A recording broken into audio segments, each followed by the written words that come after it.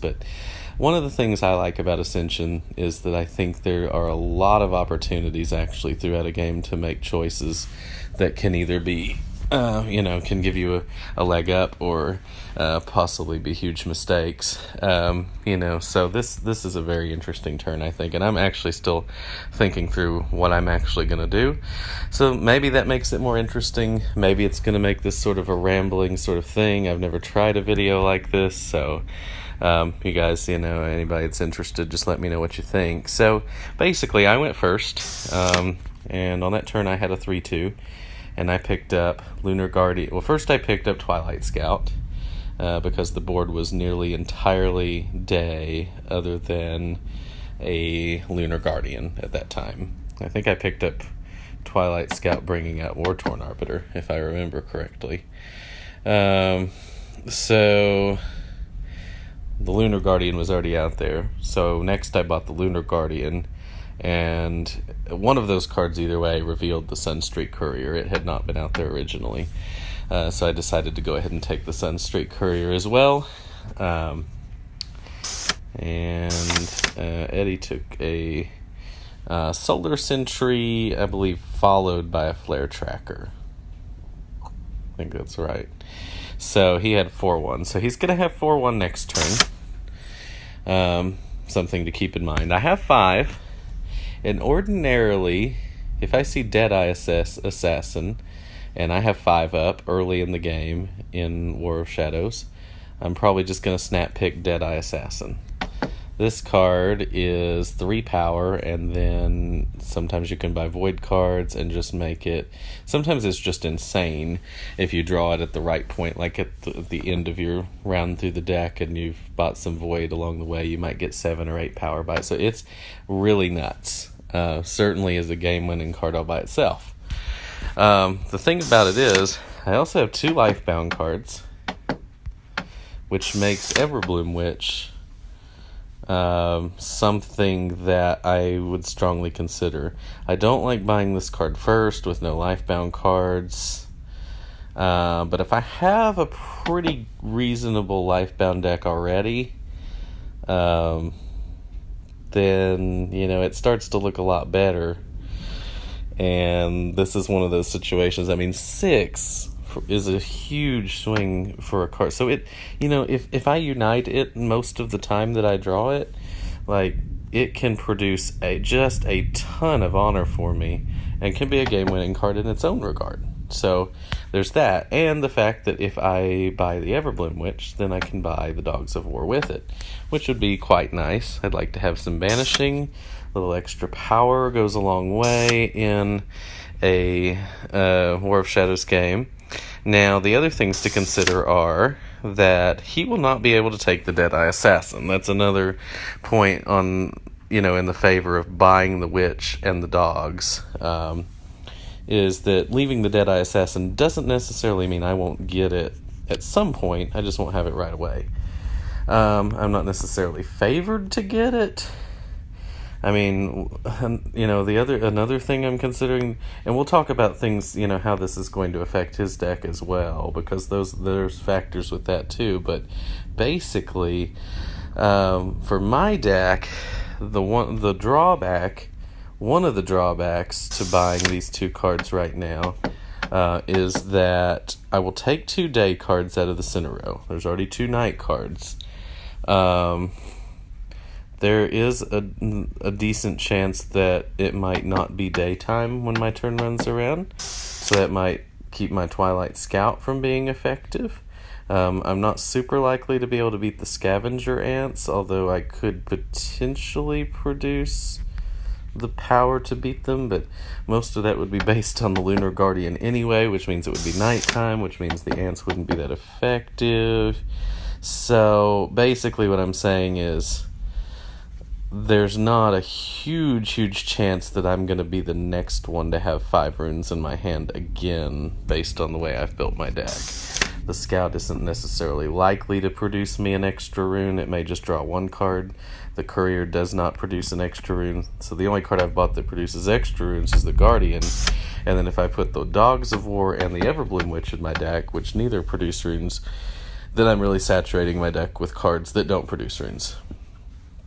So, that being said, when we buy those cards, we're kind of leaning more towards a deck that's going to try to, make some huge honor swings, banish through to draw the better cards I've bought quickly, and, probably just aggressively end the game pretty quickly. He's bought 2 rune cards. If I can keep it off day, the Solar Sentry won't be that effective. And so, right now he just has runes. That's a possibility that I may have an advantage, in that angle.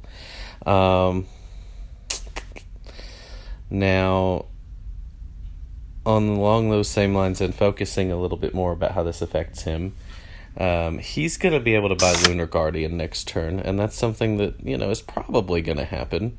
Again, that's a card that mostly makes runes, but it may start to become nighttime.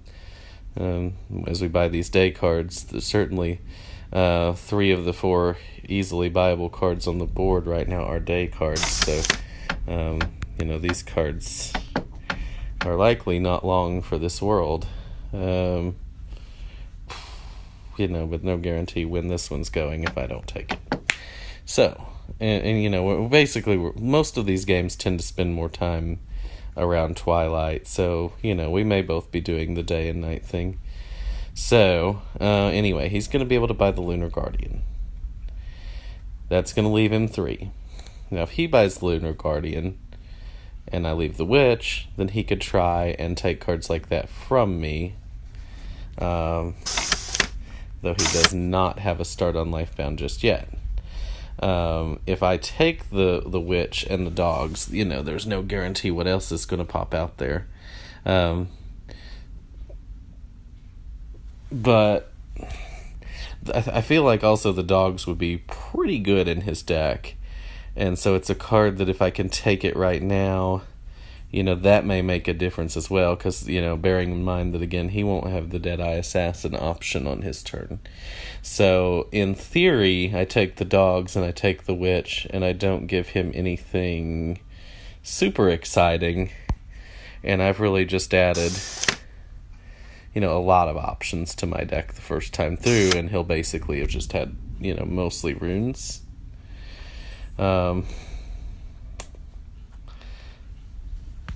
So I'm trying to think if there's anything else, but not that that's not enough. I mean, I think that covers kind of a lot of, there's just a lot going on, and that's not even touching on, like deck size value, but that's not something I think we really need to think that much about, at this stage of the game. So, and then the question is, the other thing, we've only talked about what cards I should take. We haven't talked about the order that I should take them in. And, I don't know if we've talked about, the positive side. I guess if I take the Deadeye Assassin, really, another really nice thing about that is that then I've taken the most expensive card on the board, and since he's bought runes, at the moment there's nothing else out there to really use those runes on.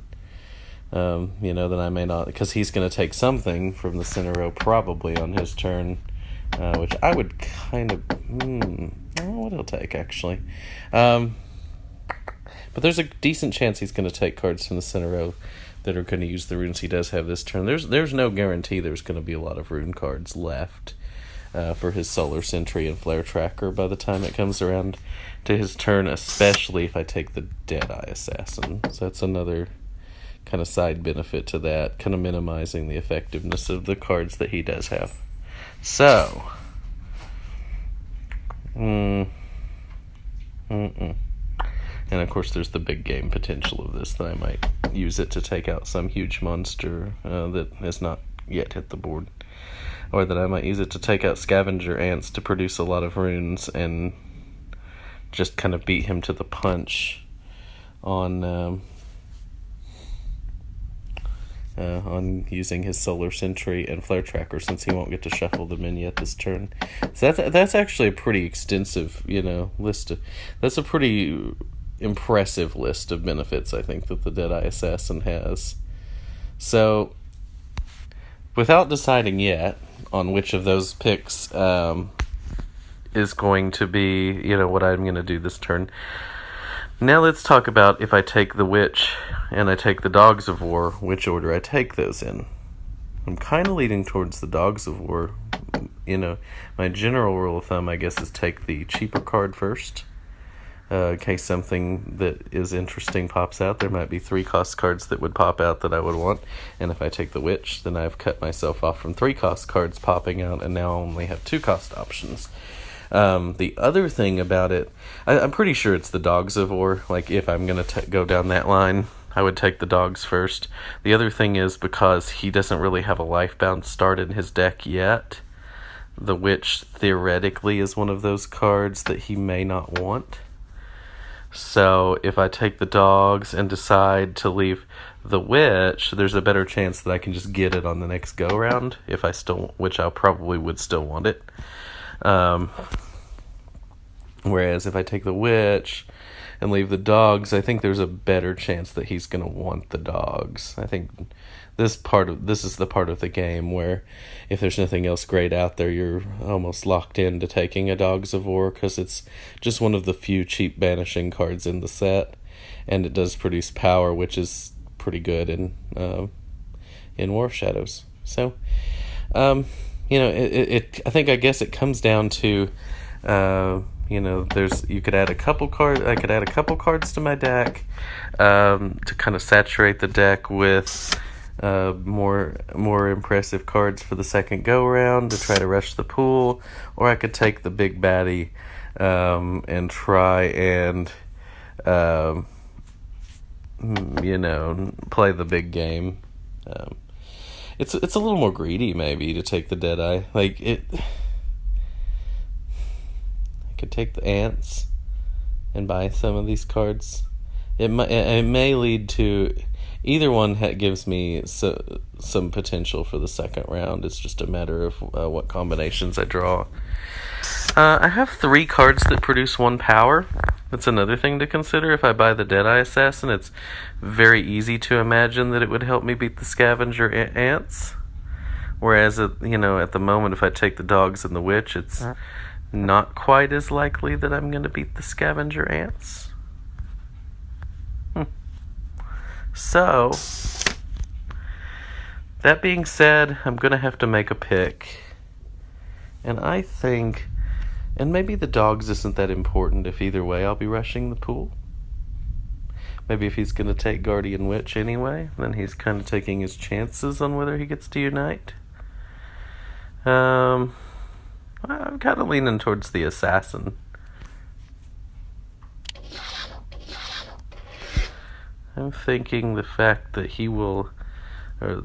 that takes away the effectiveness of his runes a little bit is kind of one of my major deciding factors. I think there's a chance that I can leave him with a rough go around the second time through, because if he buys Guardian and Witch and then I buy Dogs, there is a chance that he'll have a hand with 6 or 7 rune and nothing to buy with it. Or at least nothing from the center row. I like to think about what might put my opponent in a really bad way with some of their better cards, if there's a way to do that. So, yeah, in this case, that's what I'm going to do. You guys let me know in the comments if you think there's something I missed, or think that that's maybe, other reasons you might have made a different choice. We didn't discuss Mystics and Heavies. I'm definitely not taking Mystics or Heavies this turn. I just don't see that would be where I would want to be. Let me know if this is the kind of video that you like to see, or maybe it would be more fun to just post a picture and do some discussion. But I thought that it was interesting enough that I'd at least give it a go. So let's buy the Deadeye Assassin. Well, one thing's for sure, there'll be an Everbloom Witch on the board by next turn. So that's a good thing for me, I think. Be interested to see what he does. Thanks everybody for watching. And if you enjoyed this, like